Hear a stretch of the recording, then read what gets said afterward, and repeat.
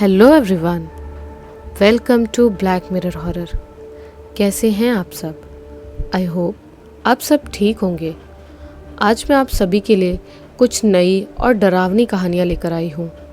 उम्मीद करती हूँ कि आपको ये कहानियाँ पसंद आएगी। कहानियाँ पसंद आए तो इस वीडियो को लाइक और चैनल को सब्सक्राइब ज़रूर कीजिएगा। तो चलिए सुनते हैं हमारी आज की कहानियाँ। भूत होते हैं या नहीं? जब भी हम भूत प्रेत की बात करते हैं तो स्वाभाविक तौर पर बात पुराने दिनों से ही शुरू होती है। मेरी ये कहानी 1990 की है। जगह गुड़गांव, हरियाणा। दिल्ली से मात्र 22 मील की दूरी पर स्थित एक बहुत बड़ा शहर जो अपनी आईटी कंपनियों और बीपीओ के बड़े व्यवसाय के कारण बहुत चर्चित है। देश की तकरीबन सभी बड़ी छोटी कंपनियां यहाँ अपना ऑफिस खोलना चाहते हैं क्योंकि ये उनके लिए सम्मान की बात मानी जाती है। उससे एक बात और स्पष्ट हो जाती है कि इतनी कंपनियों में कार्य करने के लिए बहुत सारे जवान और प्रतिभाशाली युवाओं की ज़रूरत और उनका स्वाभाविक जमाव। तकरीबन सारे देश से नौजवान लड़के लड़कियां यहाँ अपना काम करने आते हैं और किराए के मकान में रहते हुए काम करते हैं। ऐसी ही एक बीपीओ सैफरन कॉल सेंटर में एक लड़की जिसका नाम रोज़ था और वह दूर मद्रास की रहने वाली थी, कंपनी में जमा उसके कागज़ों के अनुसार काम करती थी। बेहद मेहनती, मिलनसार, हंसमुख, सभी की मदद करने को हमेशा तत्पर। सिर्फ एक ही कमी थी, कभी ना किसी पार्टी में जाती, ना किसी को घर पर बुलाती। साल में तकरीबन 6-7 बार बेस्ट कार्यकर्ता के खिताब से उसे नवाजा जाता था। एक दिन अपनी नाइट ड्यूटी के समय उसको कोई फ़ोन आया। उसने फ़ोन पर बहुत लंबी बात की। बात इतनी धीरे फुसफुसा कर हो रही थी कि ऑफिस के काम करने वाले लोगों को कुछ भी सुनाई नहीं दिया। तकरीबन रात 2 बजे वो अपने अधिकारी की आज्ञा ले ऑफिस से निकल गई। अगले दिन मेल पर उसके कुछ दिनों तक ना आ पाने की वजह से छुट्टी को बढ़ाने की दरख्वास्त आई, जो उसके काम की वजह से मंजूर कर ली गई। वक्त गुजरता गया। नियत समय बीतने के बाद जब वो नहीं आई तो अधिकारियों ने उसे मेल भेजा। चूँकि उसने अपना त्यागपत्र यानी रेजिग्नेशन नहीं भेजा था तथा कंपनी को नियम के अनुसार रेजिग्नेशन नोटिस का परिपालन भी नहीं किया गया था, उसके घर के दिए गए पते पर एक लेटर लिखा गया कि अगर वो कार्य पर नहीं आती तो बरबस उस पर कार्रवाई की जाएगी। पत्र भेजे जाने के 10वें दिन एक आदमी जो उम्र दराज था, देखकर पढ़ा लिखा लग रहा था, ऑफिस में आया और अधिकारी से मिलने की इच्छा जताई। कारण पूछे जाने पर उसने कहा वो रोज़ का पिता है और उसके बारे में कुछ बात करना चाहता है।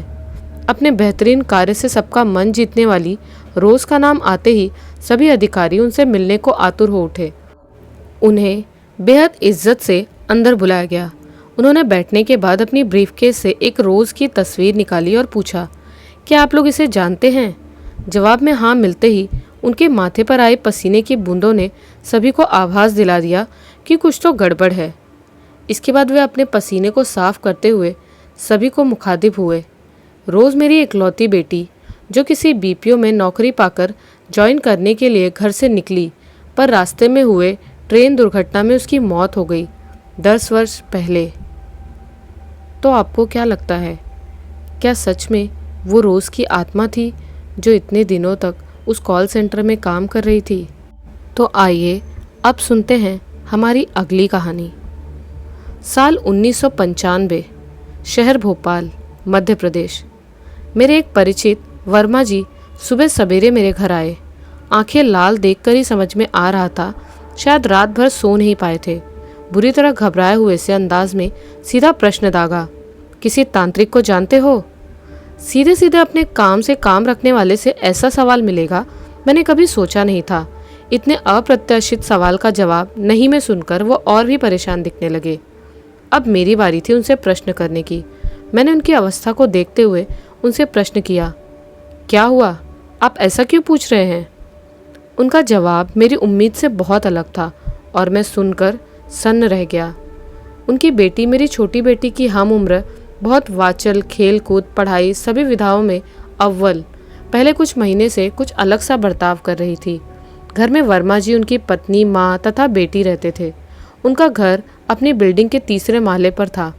कुछ महीने पहले जब वर्मा जी और उनकी पत्नी अपनी अपनी नौकरी से शाम को वापस आए तो उनकी माँ ने उन्हें बताया कि रानी, उनकी बेटी, काफ़ी गुमसुम सी हो गई है। पहले पहल उन्होंने ध्यान नहीं दिया इस बात पर। बाद में एक दिन उन्होंने भी ध्यान दिया कि वाकई रानी गुमसुम सी खिड़की के बाहर टकटकी लगाकर कुछ देख रही है।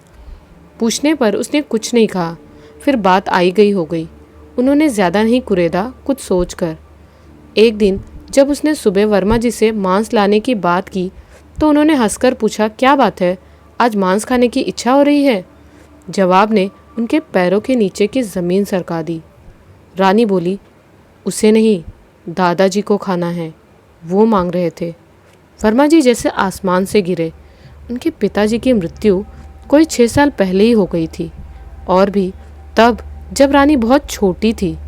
ये सच है कि वर्मा जी के पिता मांस बहुत चाव से खाते थे और उन्हें अपने खाने में हर दिन मांस की ज़रूरत होती थी। थोड़े और कुरेदने पर मालूम हुआ रानी उन्हें अपने घर के बाहर लगे पीपल के पेड़ पर बैठा रोज़ देखती है। वो उससे बातें भी करते हैं और घर की पुरानी कहानियाँ भी सुनाते हैं। पिछले दिन ही उन्होंने वर्मा जी के बचपन की कहानी सुनाई। सुनकर वर्मा जी और उनकी माता जी के हाथ पैर ढीले पड़ गए। ये वो बात थी जो वर्मा जी की पत्नी को भी नहीं मालूम थी। वे उनकी मर्जी के मुताबिक खाना बनाकर पूछते हैं कि दादाजी से पूछ खाएंगे कहाँ। उनके मुताबिक घर के ऊपर छत पर बने कमरे में खाना और पानी रख दिया और दरवाज़ा बंद कर दिया गया। कुछ समय बाद जब खोला तो पूरा खाना ख़त्म हो गया था और थाली के चारों तरफ किसी के खाने से जैसा फैलता है खाना फैला था। इसके बाद चीज़ें और भी ख़राब होने लगी। अगर कोई रानी से बुरा व्यवहार करता, उसे डांटता, तो एकाएक बाहर से पत्थर आकर लगता या अचानक कोई ज़ोर से चांटा जड़ देता। वर्मा जी और परिवार स्तब्ध था कि आखिर वो क्या करे। फिर किसी के कहने पर कोई तांत्रिक ढूंढने लगे। वर्मा जी उज्जैन में किसी के कहने पर गए। वहाँ से कोई सिद्ध पुरुष को साथ ले आए। उन्होंने उनके पिता से बात करके उनकी अतृप्त इच्छाओं की पूर्ति कर उनका पिंडदान करवाकर परिस्थितियों को सामान्य किया। तो चलिए अब सुनते हैं हमारी अगली कहानी। स्थान Jabalpur, Madhya Pradesh. Government polytechnic college का वार्डन हाउस। एक बड़ा 2 मंजिला मकान। हर मंजिल पर एक वार्डन रहता है। दोनों के बीच हमेशा तनातनी रहती थी हॉस्टल के छात्रों के कारण। एक जो अपनी कला से छात्रों को समझाकर व्यवस्थाओं को सुचारू रूप से चलाने में महारत रखता था, वहीं दूसरा छात्रों को डराकर वश में करने की कोशिश करता। मकान के चारों ओर की खुली ज़मीन पर एक बड़ा बरगद का पेड़, थोड़े से फूलों के पौधे।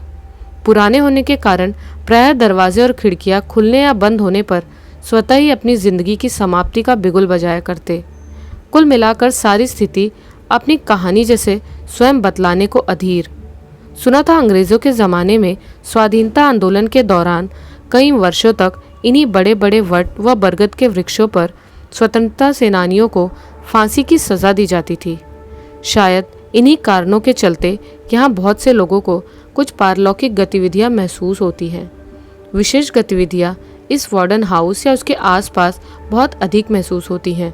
जैसे उस बरगद के वृक्ष से कई बार सुंदर अगरबत्ती की महक, गरम शुद्ध घी में बनाए जा रही पूरियों की महक या बेहतरीन गोश्त बनने की महक आती है, जबकि उस स्थान से कोई भी किचन इतनी दूर है कि वहाँ की महक आना असंभव है। इस तरह की महक आने जाने वाले अक्सर पाते रहते हैं। वहीं वार्डन हाउस के रहवासी दोनों परिवार अक्सर किसी के आसपास होने को महसूस करते हैं। एक बार की बात है, काफ़ी रात हो जाने के बावजूद प्रोफेसर चैटर्जी को घर आने में जब विलम्ब हो गया था और उनकी पत्नी अकेली होने के कारण घर की जालीदार कॉरिडोर में खड़ी उनके लिए बेहद चिंतित हो रही थी, क्योंकि उसी दिन कुछ छात्रों का आपस में झगड़ा हो गया था और उसी के संदर्भ में वे हॉस्टल गए थे। अपने बाएं कंधे पर किसी के सांसों का स्पष्ट अनुभव के साथ अति सुंदर सुस्पष्ट हिंदी के पुरुष स्वर उनके कानों में पड़े। घबरा नहीं, आ रहे हैं। वे डरकर अंदर भागी और थोड़ी देर में ही उनके पति आ गए। ऐसी ही एक और घटना जो उन्होंने सुनाई थी कि जब उनका इकलौता बेटा बुखार में पड़ा था, दवाइयाँ दी थी, लेकिन रात में उसे अकेले उसके कमरे में सोने देने की अनिच्छा के चलते वे उसे अपने साथ ही सुला लेती हैं। रात में एकाएक उन्हें महसूस होता है कि कोई धीरे से उनका गाल थपथपा रहा है। वे उठकर देखती हैं, लड़का पसीने से तरबतर बेसुध सो रहा है उसको वापस अच्छे से साफ कर सूखे कपड़े पहनाकर सोने के पहले उनकी नज़र सिरहाने की ओर जाने पर देखकर चकित हो जाती हैं। ठीक उनके सर के पास की मच्छरदानी थोड़ी सी खुली थी, जैसे किसी ने बाहर से हाथ डालकर उन्हें उठाया हो। और भी ऐसी बहुत सी कहानियां हैं जो खुली आंखों से कई बार सभी ने देखी है। इनमें एक और बात जो मैंने भी देखी थी और मैं उसे कभी नहीं भुला सकता हूँ। वो कुछ ऐसे हुआ था। मैं उन दिनों किसी काम से उनके घर गया था। रात को मैं उनके पुत्र के साथ उनके कमरे में सो गया। उनका शौचालय और गुसलखाना अलग अलग था, जैसा तकरीबन सभी पुराने घरों में होता है, और उनके दरवाजे बहुत कसे हुए थे, पर खोलने से चीर परिचित चरमराहट की आवाज़ जंग की वजह से आती थी। उस रात जब हम दोनों गहरी नींद में थे, एकाएक दरवाज़ों के चरमराने की आवाज़ आई। मैं उठ गया क्योंकि मुझे बाथरूम जाना था। मैं चूंकि उनके घर की पारलौकिक गतिविधियों से वाकिफ था, तो अकेले जाने की हिम्मत नहीं कर रहा था।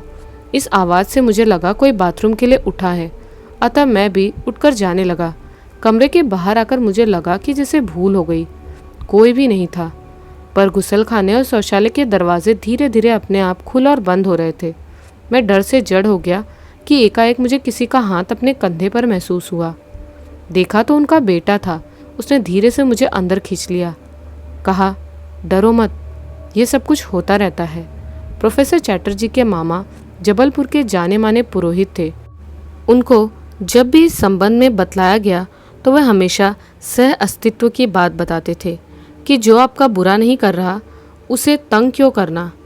मैं इन सारी चीज़ों को आपसे बांटकर सिर्फ ये जानना चाहता हूँ कि आप क्या सोचते हैं। तो चलिए अब सुनते हैं हमारी अगली कहानी। शहर इंदौर, मध्य प्रदेश, साल 1989। मुझे नौकरी की व्यस्तता के चलते लोगों से मेलजोल का समय नहीं मिलता था। सुबह 9 बजे ऑफिस पहुंच काम में व्यस्त होकर पूरा समय कैसे बीत जाता समझ में नहीं आता। शाम घर आकर पारिवारिक जीवन की उहापोह मुझे किसी भी तरह से बाकी संबंधों से नज़दीकियां बढ़ाने का मौका ही नहीं देते थे। अतः मैं बहुत ज़्यादा लोगों के साथ मेलजोल बढ़ा पाने में असमर्थ था। बहुत थोड़े लोग थे जिनके साथ उस व्यस्तता के बावजूद भी आना जाना हो ही जाता था, और उनमें एक नाम जो अपनी सशक्त उपस्थिति दर्ज करवाता था वो था वीरेंद्र सिंह और उसका परिवार। यद्यपि मुझसे कोई 10 वर्ष छोटा था, लेकिन वो अपनी उम्र से कई वर्ष आगे था। शायद यही हमारी मित्रता का मजबूत स्तंभ बन गया था। वीरेंद्र अपनी पत्नी रानी और बेटी पाखी के साथ पास ही एक 2 मंजिले मकान के भूतल में किराए पर रहता था। पति पत्नी दोनों ही मिलनसार स्वभाव के कारण प्रायः सभी के साथ बहुत शीघ्र ही घुल मिल जाते थे। पाखी छोटी, चंचल और बेइंतहा प्यारी बच्ची थी। उसकी बड़ी नीली आंखें बरबस किसी को भी अपनी ओर खींच लेने में सक्षम थी। उनके मकान मालिक शर्मा जी अपने परिवार के साथ उनके ऊपर यानी प्रथम तल में रहते थे। बच्चे बड़े होकर अपने अपने कार्यस्थल में थे। उनका यह अकेलापन उनको पाखी से बेतहाशा स्नेह करने की व्यवस्था बन चुका था। सारे दिन पाखी उनके घर ही रहती, उन्हें दादा दादी पुकारती और वे उसकी तोतली जबान से अपने संबोधन से गदगद हो जाते। समय अपने पंखों को फैलाए द्रुत गति से चला जा रहा था। पाखी की तोतली जबान स्पष्ट हो चुकी थी, पर उनके संबंधों में कोई अंतर नहीं आया था, सिवाय एक के कि अब उनको प्यार के साथ पाखी को पढ़ाने की जिम्मेदारी भी मिल गई थी। समय की निरंकुश गति के चलते शर्मा जी तीव्रता से शारीरिक रूप से अक्षमता की ओर अग्रसर हो चले थे, और पाखी भी मानो उनके बीतते वर्षों में उनके दिल का एक अभिन्न हिस्सा हो गई थी। फिर एक दिन शर्मा जी जीवन के अटूट सत्य से परिचित प्राप्त कर इस लोक से प्रस्थान कर गए। उनके उस प्रस्थान के समय सिर्फ पाखी उनके साथ थी। घर में शर्मा जी के बच्चों के आगमन तक उनका पार्थिव शरीर को रखा गया।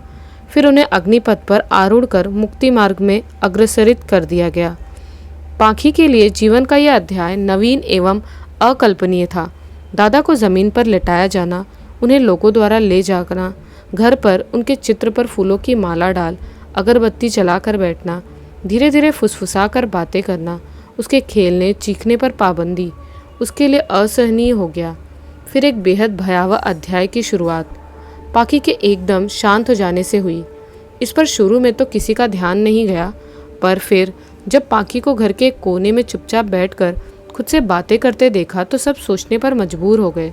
वो 2 आवाज़ों में बात कर रही थी, एक उसकी खुद की आवाज़ और दूसरी शर्मा जी की आवाज़। भय आक्रांतिक दोनों परिवार पाखी को जब रोकने की कोशिश करते तो वो उनकी ओर जब देखती तो सबकी मानो जान ही निकल जाती। उसकी खूबसूरत आंखें भयावह लाल हो गई थी, उनसे मानो कोई रोशनी निकल रही थी। एकाएक उसने शर्मा जी की आवाज़ में कहा कि अगर पाखी को उनसे दूर करने की कोशिश की तो वे उसे भी साथ ले जाएंगे। सुनकर सब स्तब्ध हो गए।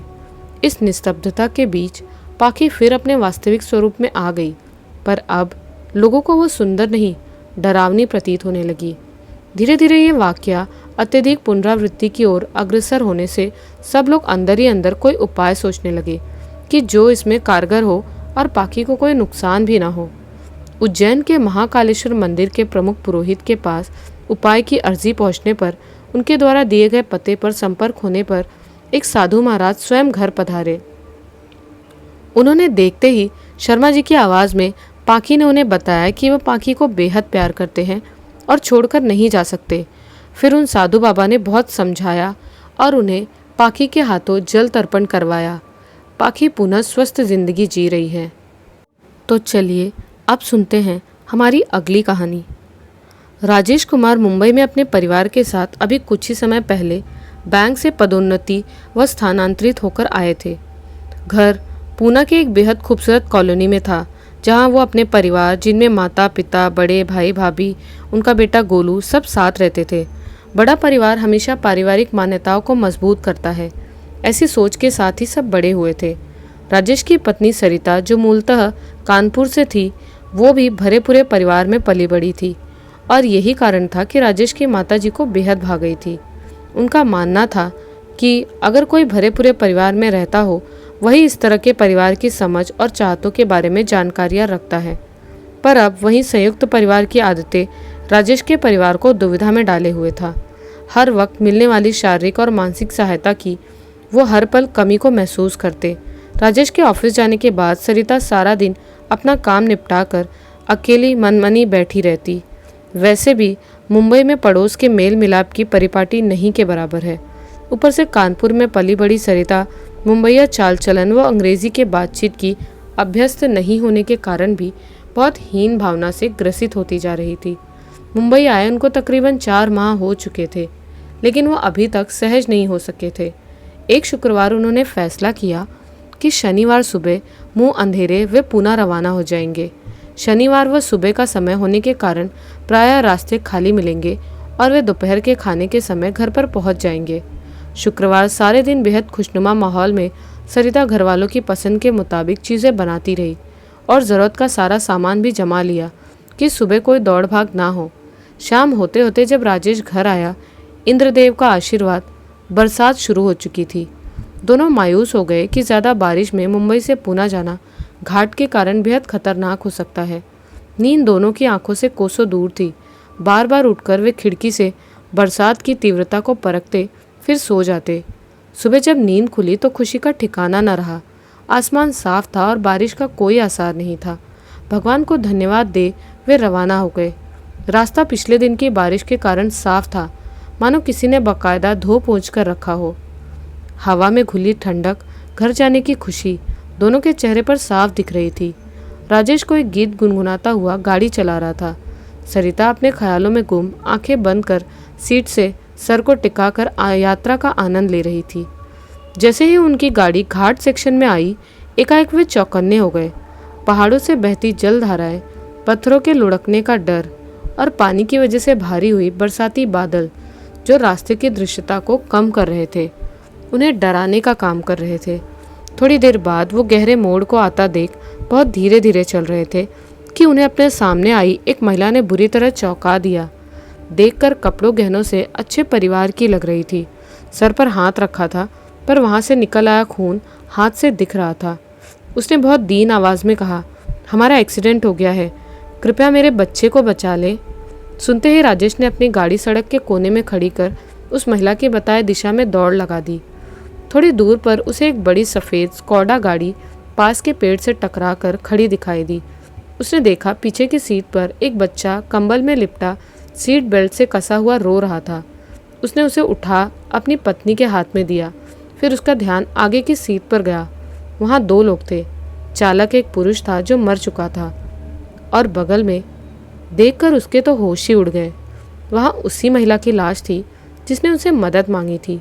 वो सरिता का हाथ पकड़े बच्चे को साथ लिए लगभग दौड़ते हुए अपने गाड़ी में आ बैठा।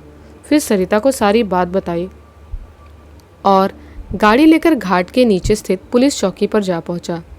चौकी प्रभारी को सारी बात बता अपना परिचय पत्र दिखा, बच्चे की तस्वीर मोबाइल से खींचकर देकर बच्चे को लेकर घर की ओर चल दिए।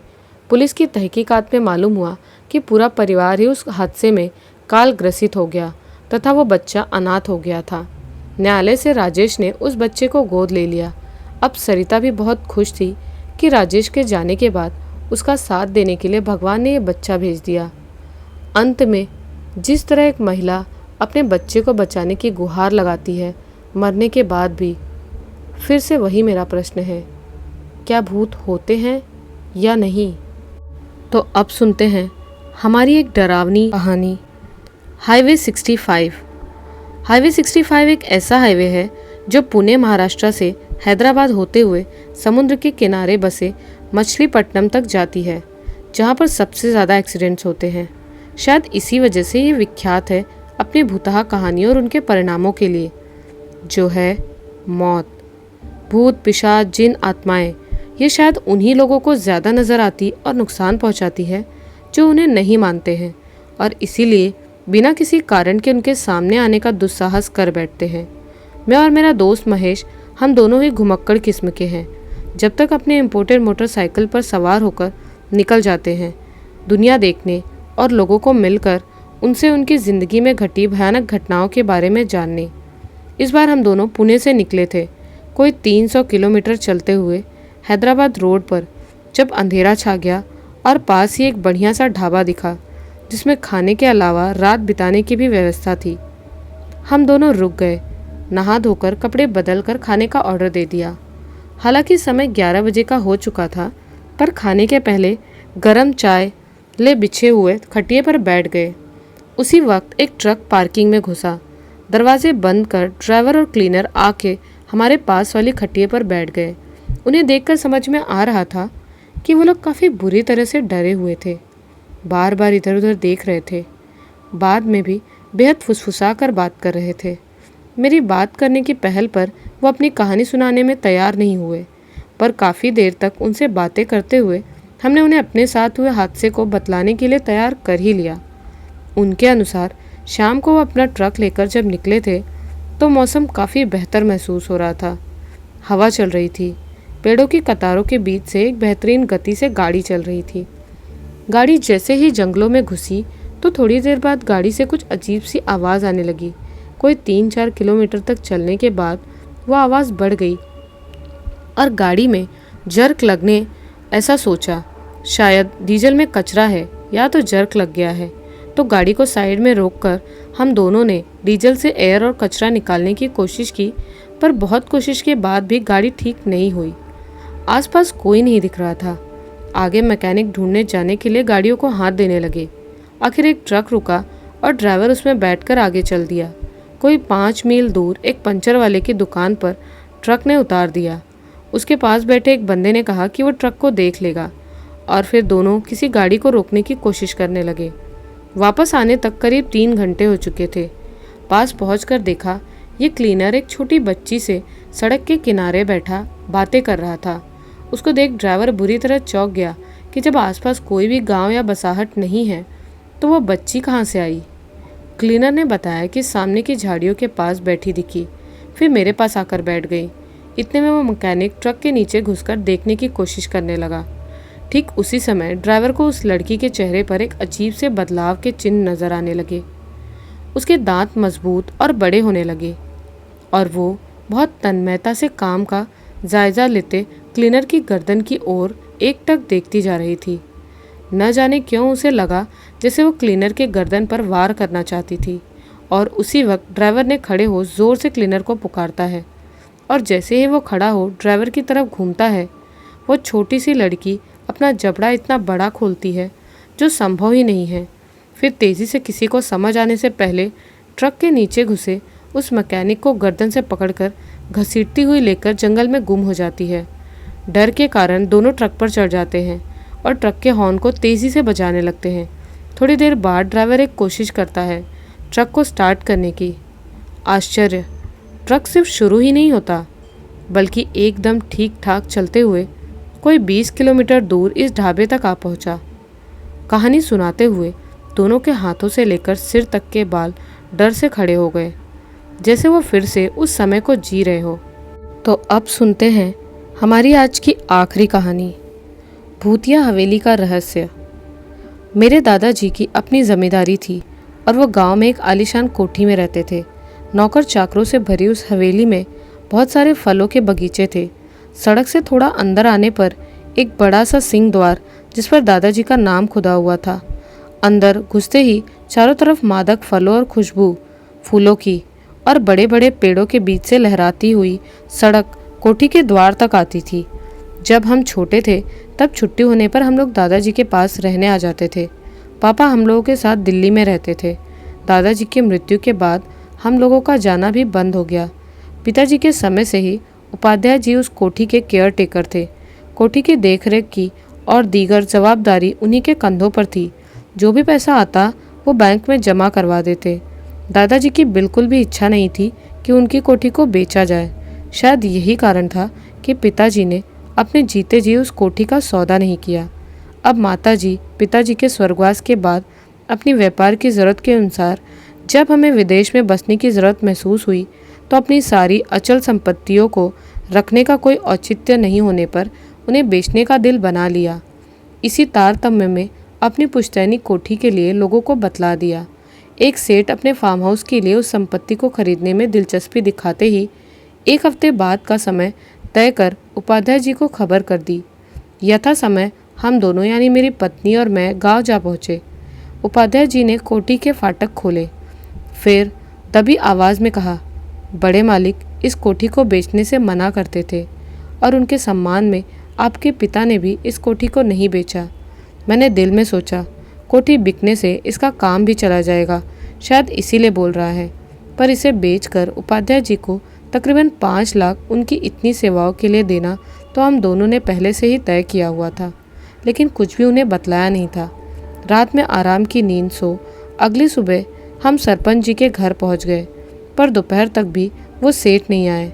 तब सरपंच जी बोले, बेटा शायद वो नहीं आएगा, उसे किसी ने तुम्हारी कोठी के बारे में बतला दिया होगा। बतला दिया होगा? पर क्या? सरपंच जी ने पहली बार अपना मुंह खोला। वे बोले, तुम्हारी कोठी सामान्य नहीं है, वो भूतों का अड्डा है। मैं बोला, हम दोनों तो कल ही रात वहीं पर थे, पर हमने तो कोई चीज़ अनुभव नहीं की। वो हमें बहुत समझाने की कोशिश करते रहे, पर जब हम नहीं माने तो वो अंदर गए और नीम की 2 छड़ियाँ ले आए। फिर बोले, बेटा तुम्हें बचपन से देखा है इसीलिए बोल रहा हूँ, या तो तुम मेरे यहाँ रुक जाओ, नहीं तो ये छड़ी अपने पास रखना, नहीं तो कल का सूरज नहीं देख पाओगे।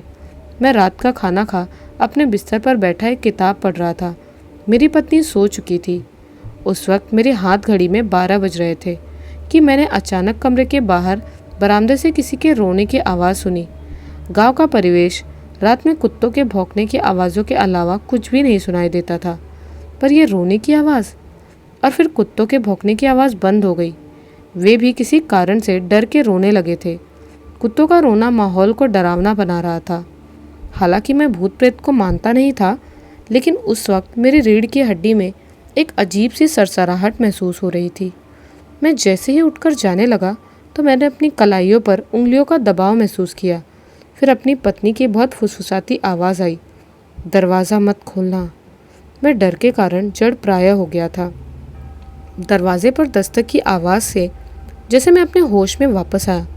पहले दस्तक बहुत ही धीरे धीरे से आ रही थी, फिर उसकी तीव्रता बढ़ती गई और अंत में लगने लगा मानो वो दरवाज़ा टूट ही जाएगा। थोड़ी देर के बाद दस्तक बंद हो गई। हम दोनों अपने हाथ में सरपंच जी की दी हुई नीम की छड़ी लेकर धीरे से दरवाज़ा खोल बाहर निकले। तभी ऊपर से एक काली सी छाया मेरे ऊपर कूदी। मैं नीचे गिरा और उसने मेरे एड़ियों में अपने दांत गड़ा दिए।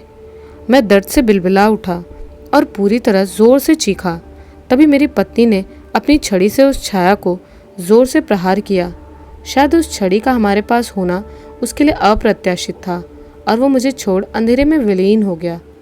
अब हम कमरे के अंदर आ गए और दरवाज़ा बंद कर दिया। सुबह तक दोनों ने किसी तरह हनुमान चालीसा जप कर काटी। सुबह केयर टेकर के आते ही हमने अपना सामान ले सरपंच जी के घर शरण ली। उन्होंने गांव के डॉक्टर को बुलवा भेजा। मरहम पट्टी करवा कर बोले, बेटा मैं जानता था कुछ ऐसा ही होगा। आपके दादाजी की मृत्यु के बाद एक परिवार ने कोठी को किराए पर लिया था। अगले दिन सुबह उनकी लाश आधी खाई हालत में बरामदे में मिली थी। गांव वालों ने एक बड़े ओझा को बुलाया था, जो सब कुछ देख समझ कर बोला कि इस कोठी में कोई भी नहीं रह पाएगा। अगर कभी शाम के बाद अंदर जाने की आवश्यकता होती है तो नीम की छड़ी के अलावा न जाए। इसलिए मैंने आपको नीम की छड़ी दी थी, जिससे आपकी जान तो बच गई। कैसी लगी आपको आज की ये कहानियाँ? हमें कमेंट्स में ज़रूर बताएं।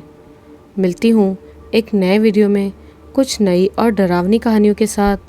तब तक के लिए बाय एंड टेक केयर।